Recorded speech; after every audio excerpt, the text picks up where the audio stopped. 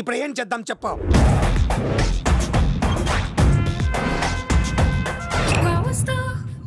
అర్థమైంది. కథ సెట్టింగ్ నుంచి చేజింగ్ దాకా వచ్చిందన్నమాట. ఓకే, ఆ యుగంధర్ గాని బైపాస్ రోడ్ లో చేయమనండి. వాడు తప్పనిసరిగా దొరుకుతాడు.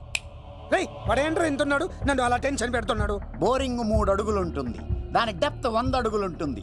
మనం డెప్త్ చూడాలి కానీ బోరింగ్ చూడకూడదు. వాడు బోరింగ్ అయితే నేను డెప్త్. వాడు డెఫినెట్ గా దొరుకుతాడు. ఎక్కు తాకండి సింహ గారు, లివర్ బొక్క అడిపోద్ది. రేయ్ వద్దు. నేను తాగుతుంటే నీ కళ్ళు చేతులు రెండే పని చెయ్యాలి. కాదని ఇంకేదైనా పని చేసిందో నెక్స్ట్ పెగ్గకు నువ్వు ఉండవు. శని పడితే 7 ఏళ్ళే, మీ తండ్రి కొడుకులు పడితే 2 ఏళ్ళు. నేను తాగుతుంటాను, నువ్వు చూస్తుండు. కాదంటే దిబిడే. ఇంకో క్వార్టర్ చెప్పరా. సరిపోతుందా? అమ్మ తోడు హాఫ్ లేపేస్తా.